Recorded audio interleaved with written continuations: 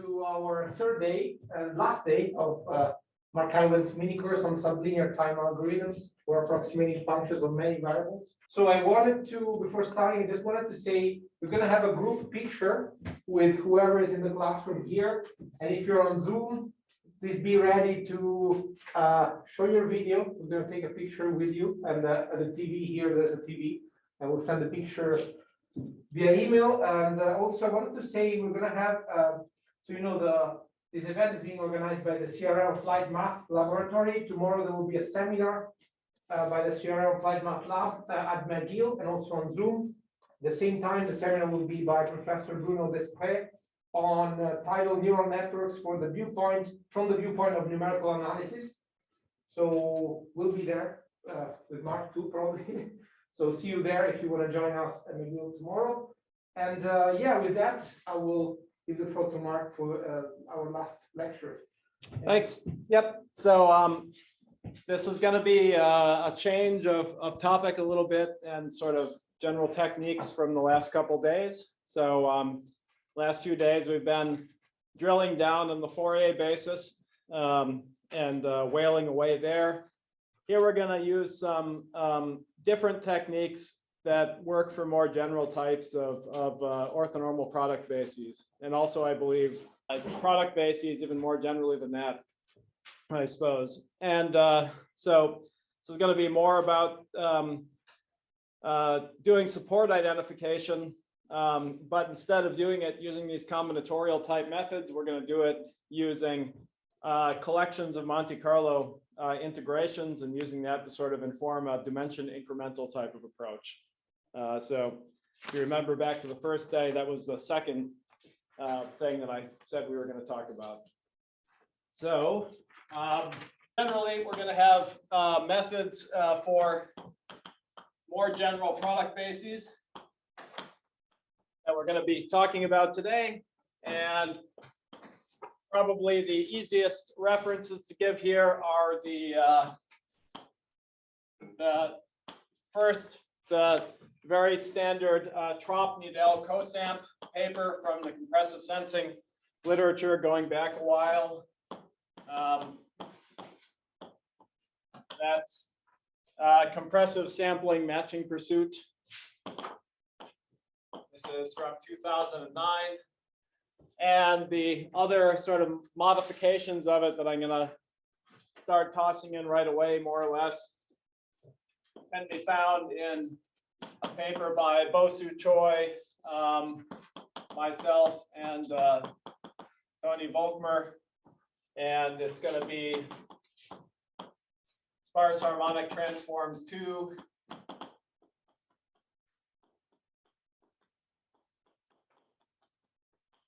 From last year in Numerisch Mathématiques, not pronounced correctly, I'm sure. All right, good. So let's start. I'm just gonna write down this a sort of generalized version of Cosamp.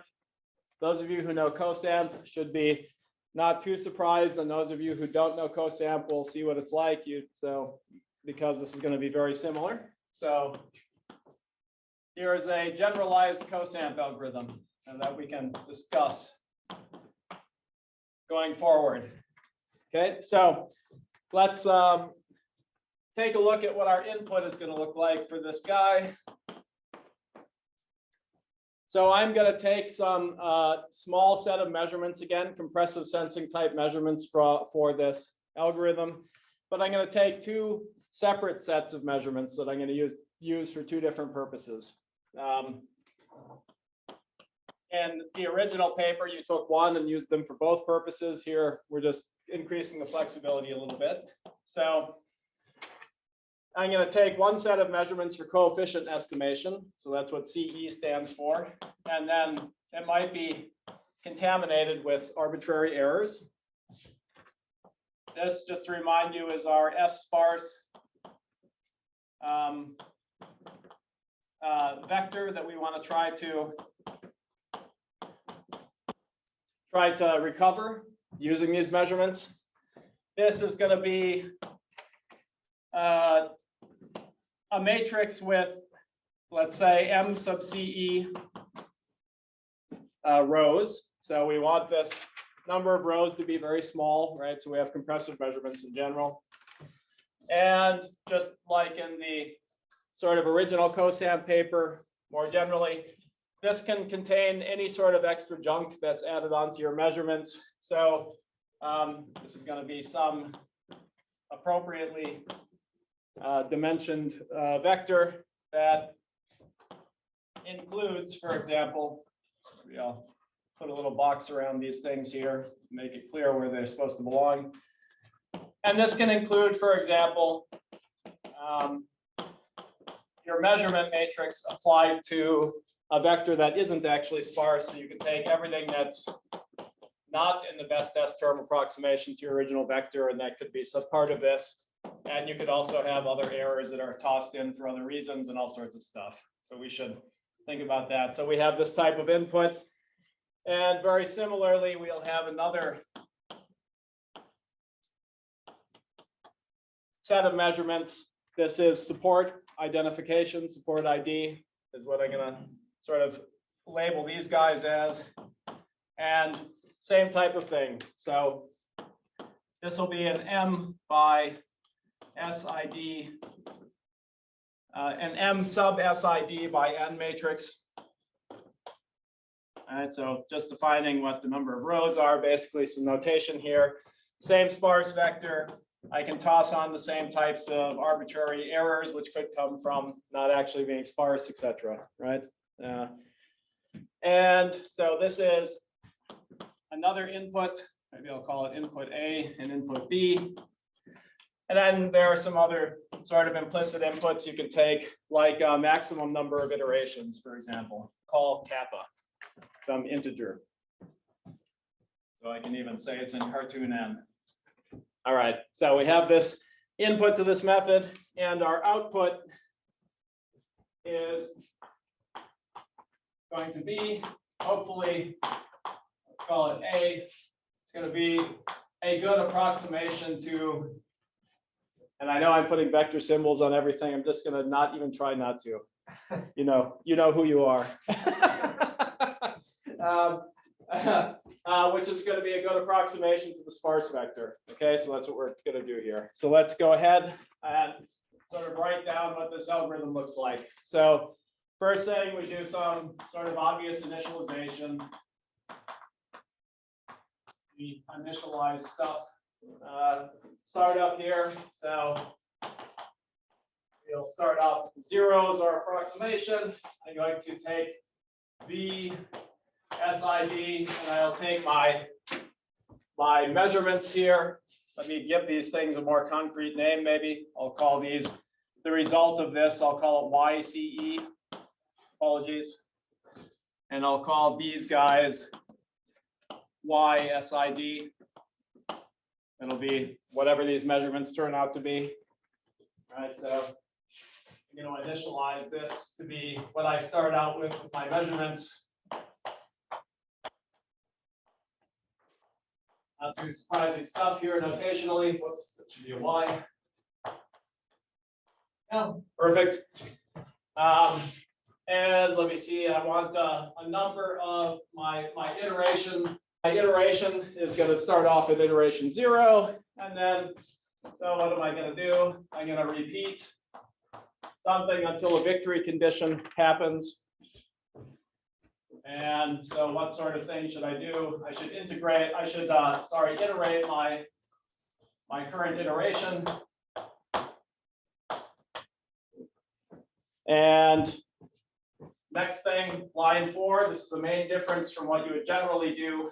I'm going to go ahead and recover a subset of the larger support that I want to search for my sparse approximation, my good basis representation, for example, in. So I'm going to have a support identification algorithm that's going to take my support identification measurements, and it is going to output a subset of my total basis. So let's sort of make that more clear here. So this guy should be a subset of the power set of bracket n. right? That's where I'm looking for my basis. And in particular, I'm going to say that this thing should have cardinality at most 2s for my sparsity parameter s.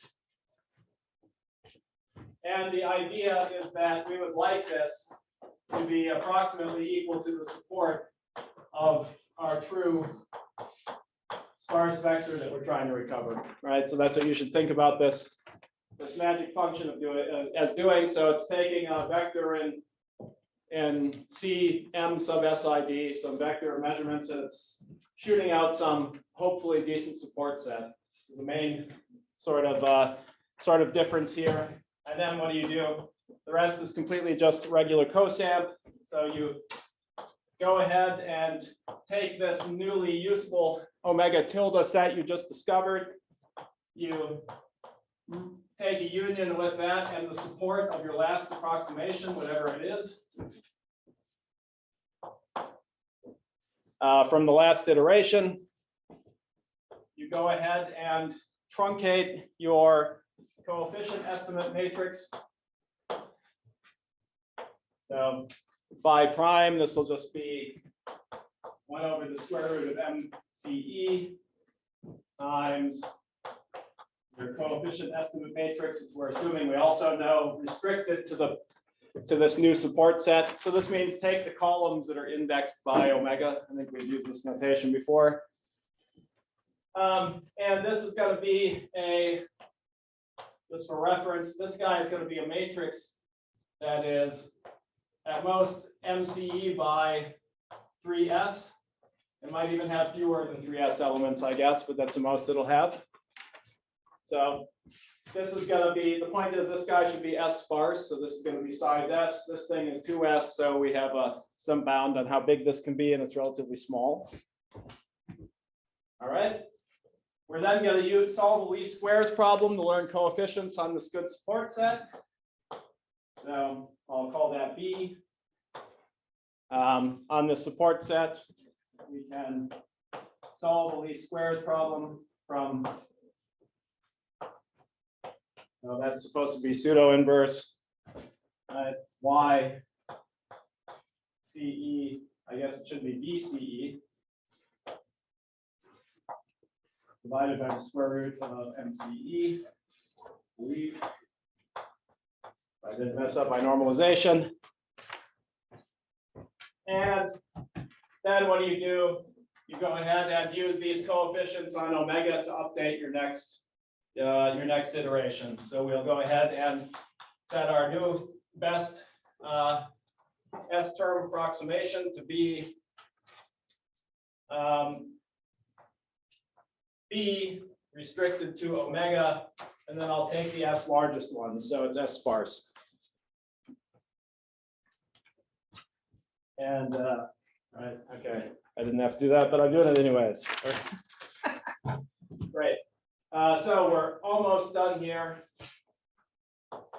We update all of our samples by subtracting off from our initial samples the contribution that we just estimated, right? So we have all of this stuff, and now we have to update all of these samples instead of just the one set of samples. So we do our new BCE is going to get our initial measurements, YCE minus the contribution from phi CE applied to our sparse approximation AK, which should be AJ, sorry. And same for the SID measurements. So this just says same for SID. Right, we update all of our samples or both sets of samples. And then what now? We repeat this until we exceed our coefficient, our sort of number of iterations that we put in for our limit. Or if you want, you can do this until your remaining coefficient energy increases from last iteration, if you want. In other words, you made some kind of mistake in discovering support or screwed something up, so you're sort of stalling out on making progress on decreasing your coefficient error, right? Because this thing now contains what's left over, so it should be declining. It should be a monotonically decreasing function, so you can sort of cut it off if it starts increasing and doing weird stuff. And then, right, when you're doing that, when you're finally finished, you go ahead and return your current iteration.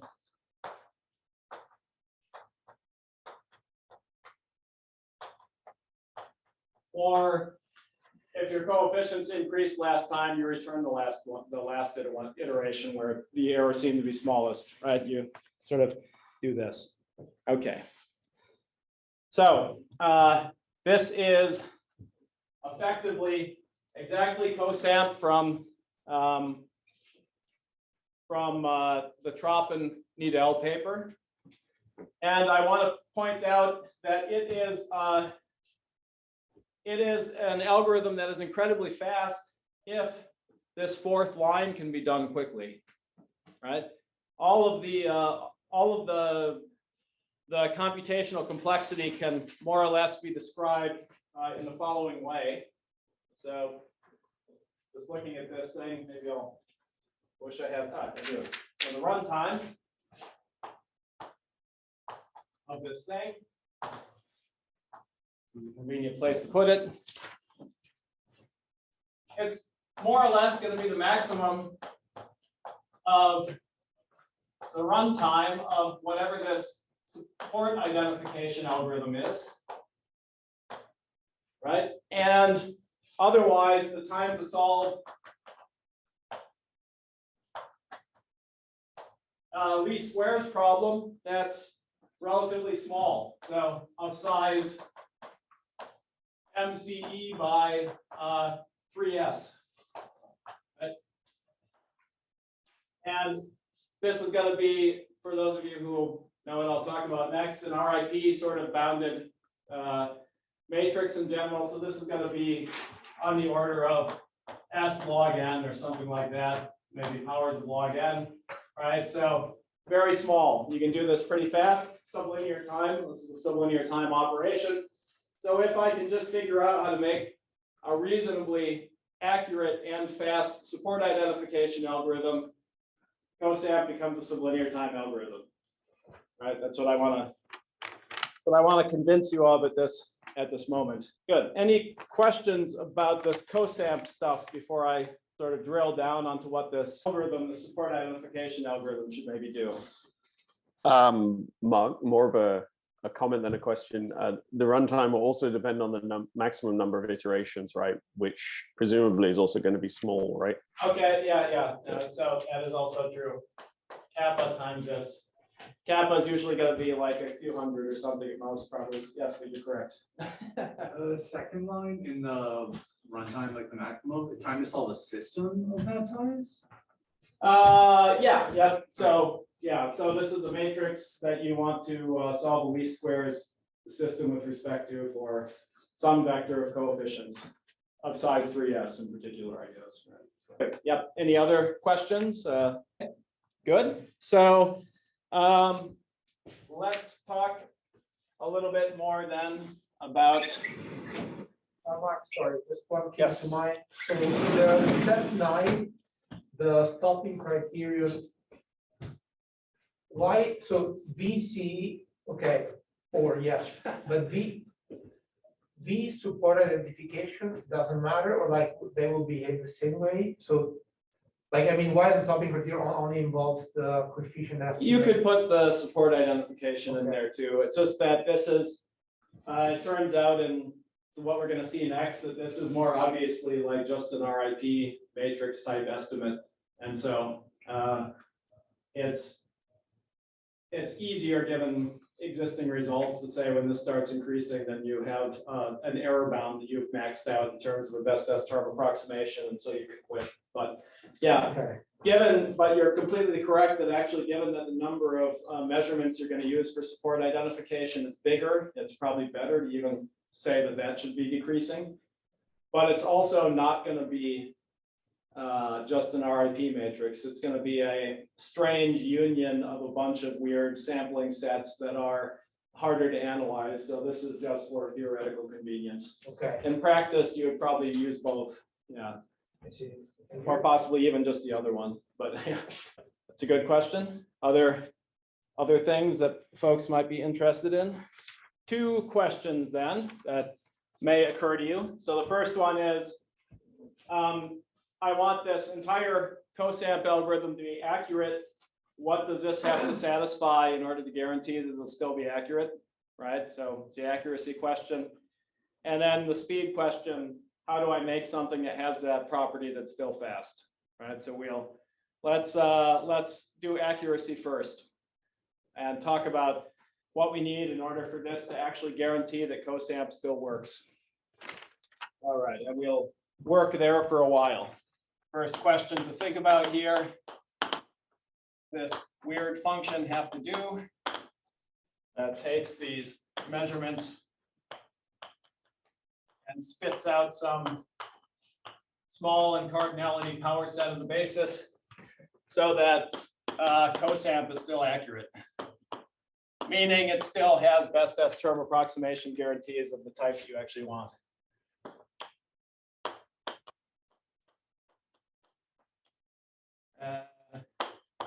My spelling of accurate is probably very inaccurate, but whatever. All right. Good. So I will give a general condition for this. It's going to look a little bit confusing, so prepare yourself for parameter purgatory.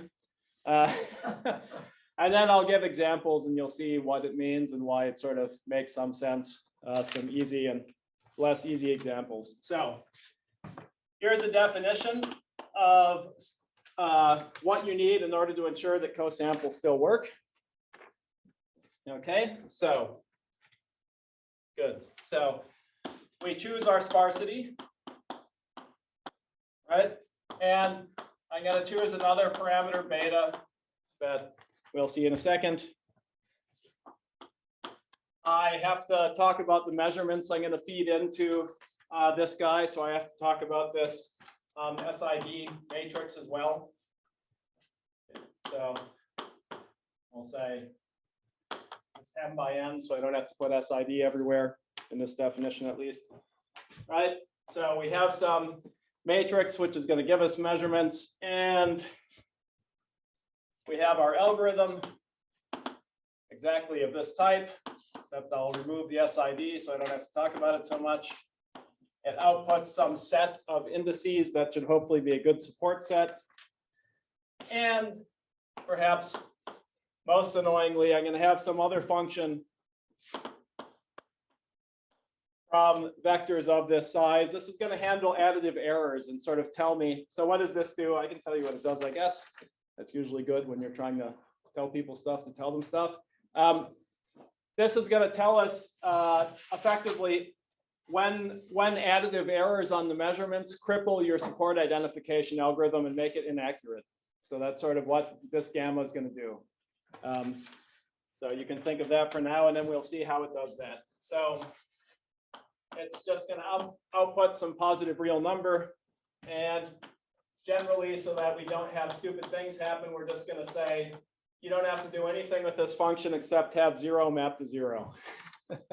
Right, so that's going to be, in other words, if you don't have any noise, then you should never be crippled with your algorithm. So it sort of makes sense if you think about it that way.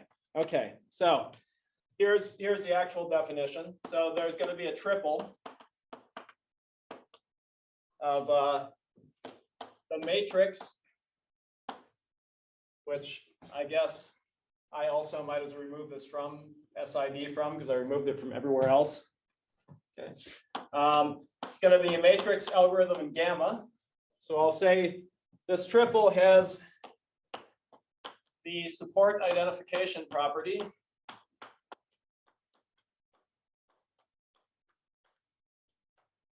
Or if you like, SIP, because why not, of order S beta. So our sparsity and beta parameter come in. if the following is true.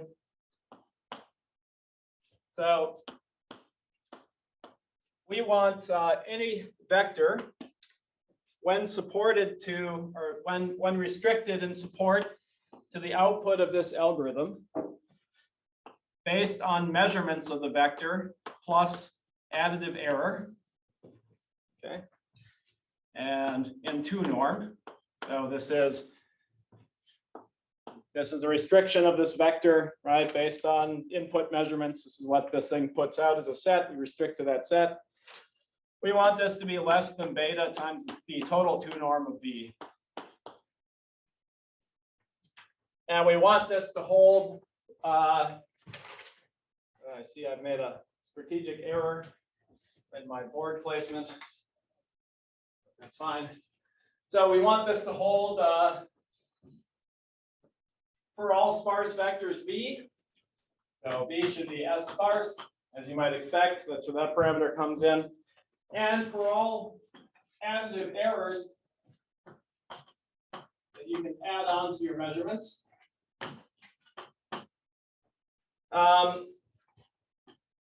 with the property that the 2 norm of V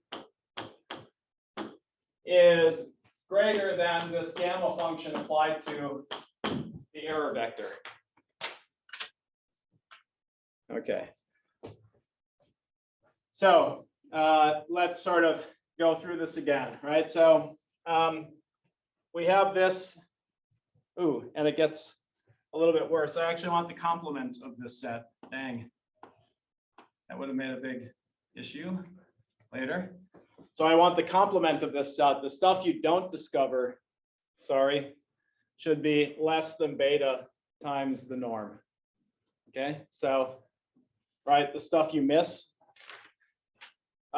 If you like it the other way, let's point out that this should be equivalent to saying that 1 over beta squared minus 1 times V restricted to the complements of the stuff you miss should be less than the stuff you find. So it should be less than V restricted to the stuff you actually did find.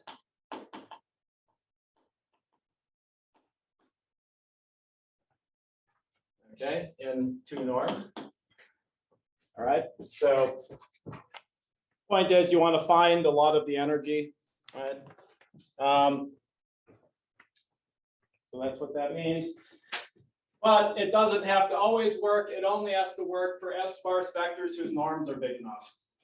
If your norms get small enough that you sort of no longer exceed whatever this gamma function is, it sort of tells you when your algorithm breaks, then you no longer have to satisfy this. So this builds an error floor into this sort of triple. This sort of tells you you have to be able to find support as long as your error isn't any bigger than this for anything that's S sparse. And that's sort of what it means. Okay, hopefully that is slightly clearer than mud. Okay. And if it is, we can sort of look at some simple examples of things that work that give you these SIP triples. And then, so after doing that, I'll give a theorem that tells you how well cosamp is guaranteed to work in terms of these SIP triple definitions. So we'll be coming up a more detailed statement telling you exactly how well cosamp is going to work depending on what this triple looks like. The easiest, maybe the easiest possible example of one of these things that they certainly can exist, at least if you do things that are algorithmically useless. All right, so let's say that my matrix is just the identity. So in other words, this is particularly dumb because I'm not compressing anything, but okay, I can do that if I want. My sparsity can be any even number. Let me take beta to be 1/2, right? And my support identification algorithm, which is going to take identity times V, so just V here, right, is going to be equal to the support of V restricted to S divided by 2. So this is sort of telling you that if you find some of the support, you can be one of these things, right? So this is like, you just need to find some of the support. That's the point of this example, really. And you'll satisfy this. And I need a gamma, so let me do a dumb gamma that says, let's only worry about the noiseless case. So my gamma can be equal to 0 if E is equal to 0, because I have to do that. And I'll just, for everything else, I'll map it to infinity. And what does that mean? That means as soon as it's not exactly sparse, you're allowed to break, right? So, but still, you can do that. All right.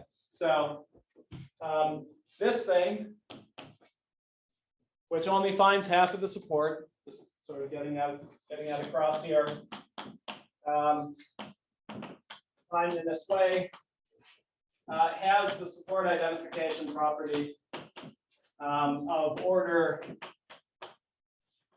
S 1 over the square root of 2. So S beta for that particular beta. Okay, so, and the proof is pretty easy, so we might as well go through it. Maybe the notation will make some of this terrible definition a little bit clearer. Think about this. So if I take my vector and I restrict to the complement of the set output by this guy and look at its 2 norm. So this is going to output the best S over 2 approximation to V, right? So that means that this is going to be exactly the 2 norm of V minus Vs over 2, right? And so what we want to know is this, so I'm not asserting that this is true, but we want, in order for this to have the SIP triple property, is this less than 1/2 over the square root of 2 for times the 2 norm of V for all S sparse V? And we don't have to worry about errors because our gamma is like trivial, so errors have been thrown out already. All right, and so the answer is going to be yes. So if I take my S non-zero entries of V and I go ahead and order them, so the J first entry is bigger than the J sub 2th entry, etc.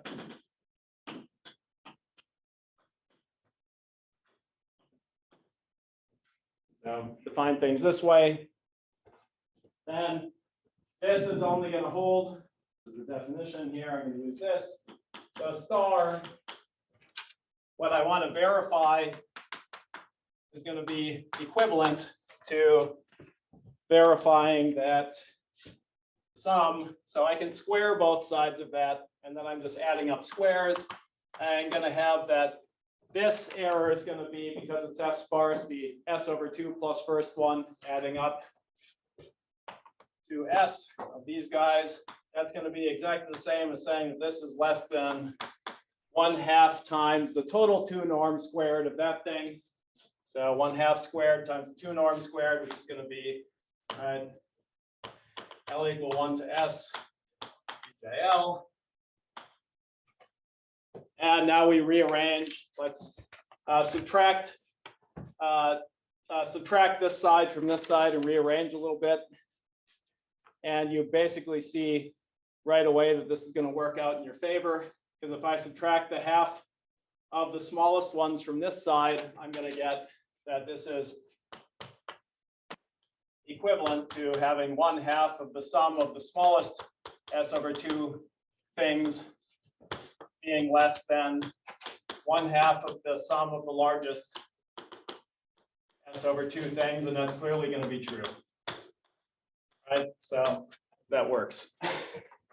So there's a sort of dumb example of something that works. All right, so point of this example, besides maybe making the definition look a little bit clearer, is that, and just like in COSAMP, still with this sort of definition, we only need to find a subset, so a few of the most energetic entries each time to be a SIP triple. Right, so this really is sort of doing what you expect it to do through this sort of obscure definition. All right. Any Very much. questions? Yeah, in Yep. the previous group, why did you need the last step? Weren't you okay in the second last step? I guess just to make it easier, like if I take the S over 2 plus 1, the S guys, and subtract them from these, then this just, I think, makes it really Oh, clear. yeah, because The last ones are going to sum to something less than the first ones, and there are just as many of both of them, and they dominate. You know, the first ones dominate, so it's always going to work.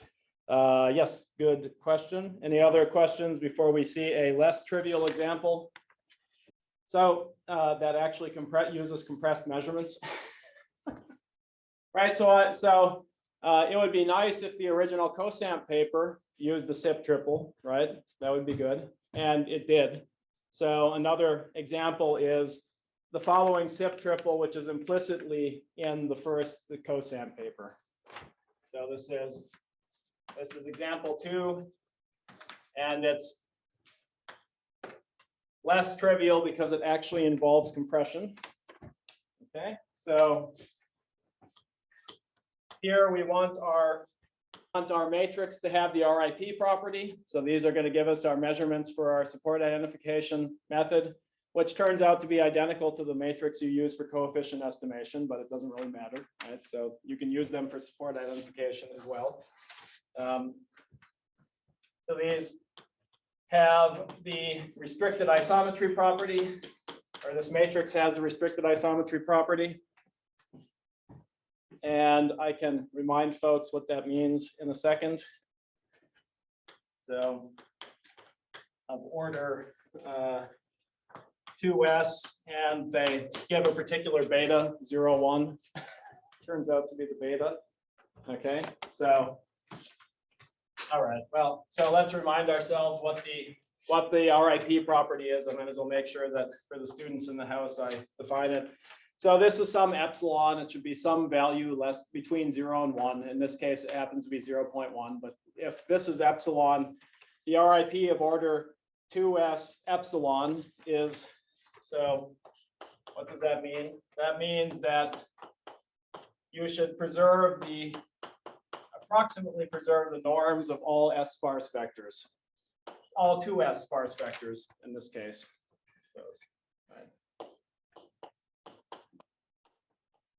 So if I take this matrix and multiply it by something that's 2s sparse in this case, it should approximately preserve all of the 2 norms up to distortions on the bottom of 1 minus epsilon, which in this particular case is equal to 2, 0.1 and 1 plus epsilon. So between 0.9 and 1.1, right? And this should work for all vectors x, which is the hard part, with sparsity less than. So this is the L0 norm less than 2s. So that's what the RIP. This is what the RIP property of this order means, right? Just so that I know I've said it. Okay. So this is the matrix. It's going to have this compressive sensing property that we know how to get from a multitude of sort of sources. You can look in Simon Fukar and Holger Rahut's book, for example, or anywhere else you like to look for compressive sensing things. We also need an algorithm, and we also need a gamma. So what are their algorithms? What's their script A, their support identification algorithm, and what is their gamma? Their A in this case, which is going to output some weird set, is the following.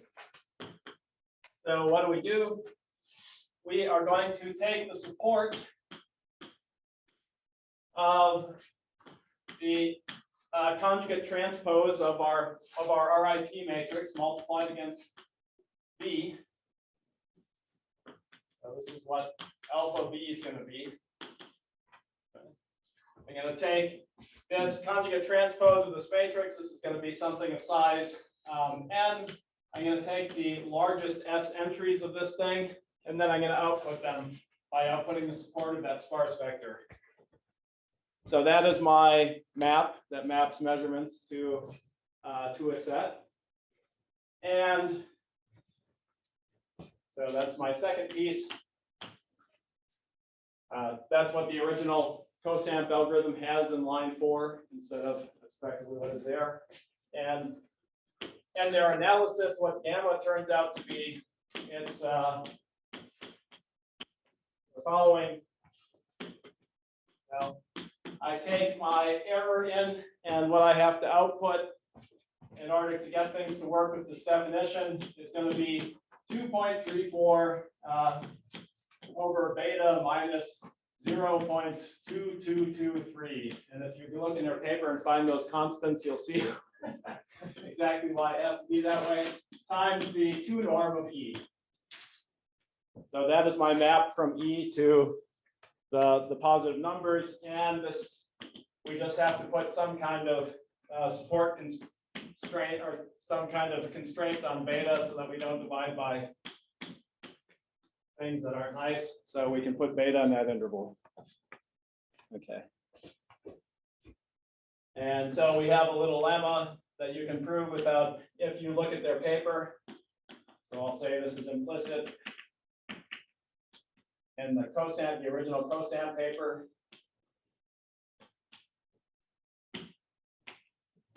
And it says effectively this triple, the example 2 triple, is a SIP triple of order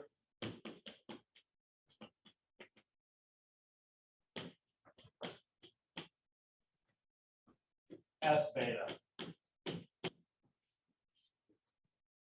And it's a reasonably efficient SIP triple. So, so its runtime is going to be what? It's going to be the order of the maximum time it takes to, at worst, sort the support so that you can find the S biggest things. So n log n sorting time, and the time it takes to apply the conjugate transpose of this matrix, whatever it is, to a vector. So it's not so linear, but it's reasonably efficient, right? And that was the whole charm of cosamp, basically, or one of the charms of cosamp, I should say. Okay. All right. So the original result had this property.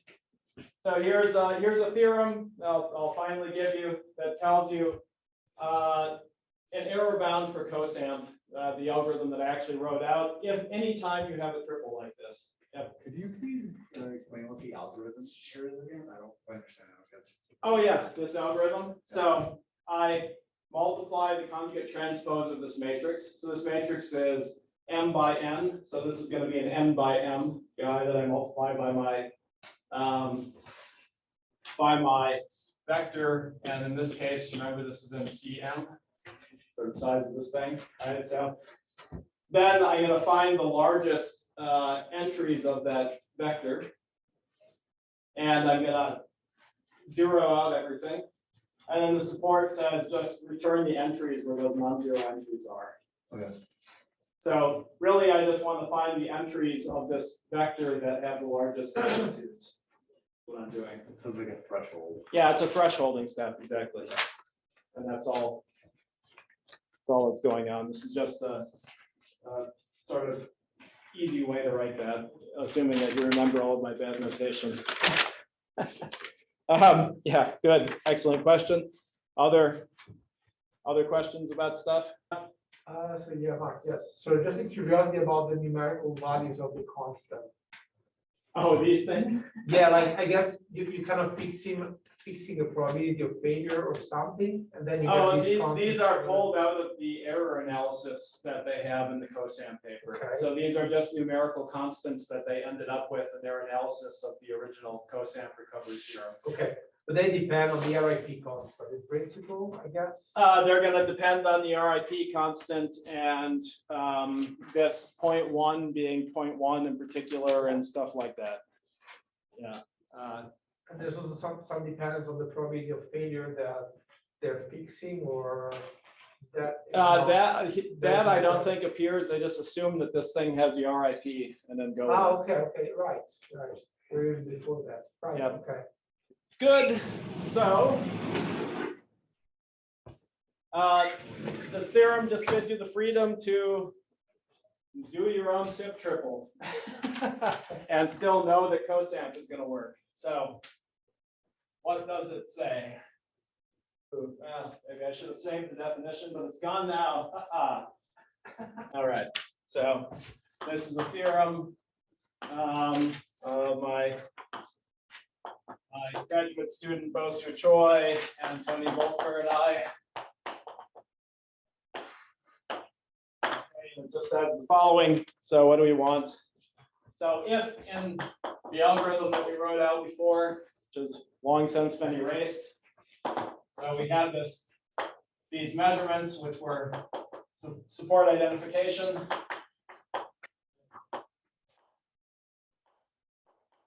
I had potentially a different support identification matrix.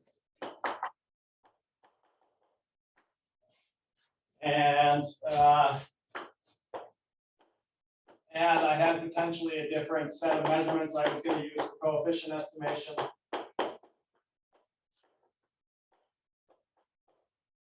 All right, so with these as input,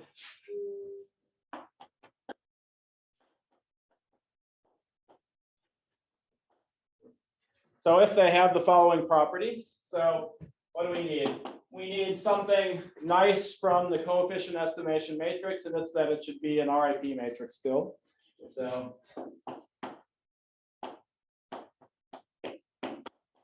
this guy, this coefficient estimation matrix, after we renormalize it properly, has the restricted isometry property, so it preserves the norms approximately of all 2S sparse vectors, just like before, up to delta, which is going to be our error, could be 0.1, for example. And what else do we need? We need that our support identification algorithm and the associated measurements we use for it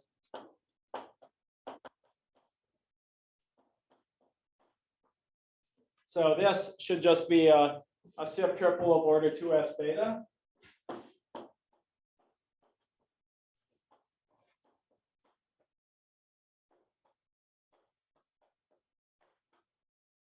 And so we saw one sort of dumb way and one nice way from the original paper of how that works. Then the cosam algorithm that we wrote out before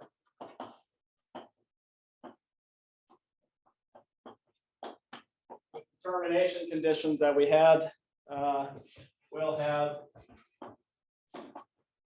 an output A that satisfies the following guarantee. So XS minus the approximation A that is output from this thing is going to be less than the maximum of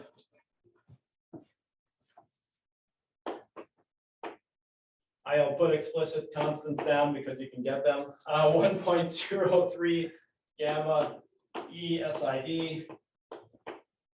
So whatever this thing is, plus 2.03, it's kind of pointless to write it out, but I'll do it anyways. Coefficient estimation divided by the square root of MCE. So this is one possible error bound that you have. And the other one is e to the minus kappa. That was the number of iterations you're going to do times the 2 norm of xs plus 9 times this same ratio of the error you have on your coefficient estimation measurements.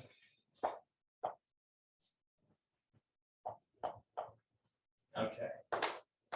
So the maximum of these two things. And where do these come from? Well, this is my number of iterations is high enough that I iterate until I don't make any more progress. Basically, I iterate until my support identification algorithm breaks, and I start outputting garbage for my support, right? And I notice because my VCE will go up at that point, I quit. And then wherever I can't make any more progress doing support identification will be the cutoff, and I'll have an error there, right? Plus my coefficient estimation on whatever that good support was, where I sort of crapped out and couldn't make progress finding more good support elements. And on this side, my number of iterations was too small, and I just kept making exponential progress and then gave up before my support identification failed. So whichever one of those is bigger is my error guarantee. Right. So this is always going to work. And the maybe most interesting thing about this is that SIP triples like this. So this is still part of the results from this paper, effectively. So SIP triples of this kind. The other thing we wanted besides accuracy, which this tells us we have, as long as we have the support identification property, is a sublinear runtime. Right? So we want to know how fast can we actually get something that does this. So we can say that SIP triples with runtimes like, I'm going to suppress a whole bunch of constant factors and log factors and things like that here. So that scale, like the sparsity to the 5th times or plus the sparsity cubed times n, something like this, exist. When these two matrices are bounded orthonormal sampling matrices, so come from our particular type of restricted isometry property matrix that is of interest in function approximation applications. But in general, well, yeah. So nonetheless, they exist. All right. So sort of some in the worst case, some somewhat punishing dependence on sparsity. But again, and let me, and this n is misleading. So this is the total basis size in my example was n. So let me make this clearer. So maybe it'll be more correct to say, yeah, that's a notational issue. The n there should be like the dth root of n, where the basis size is some number of orthogonal polynomials in each dimension, and you have d dimensions. So you have n to the d is your total basis size. So in that sort of situation, it's like a dth root of the overall basis size. So maybe I'll put this here. All right, so in other words, it's sublinear. So that shouldn't be at the n, which is the total basis size. This is something smaller than the total basis size. So there are sublinear time support identification algorithms. Okay, that's probably enough damage for this hour. Any questions about this stuff? I can probably quit and come back with the rest next time. Yes. So about the gamma function, so like this whole time we've been talking about like all of this is like robust in the face of noise as long as the noise like isn't too big. So it's like the role of this gamma to quantify exactly what we mean by too big. It quantifies what we mean by too big. It sort of tells us in some sense how robust the support identification algorithm is. Okay. That's what its job is in our error analysis. Yep, excellent question. Any other questions before I do, or we do our whatever minute, 10-minute, 15-minute, 15-minute break?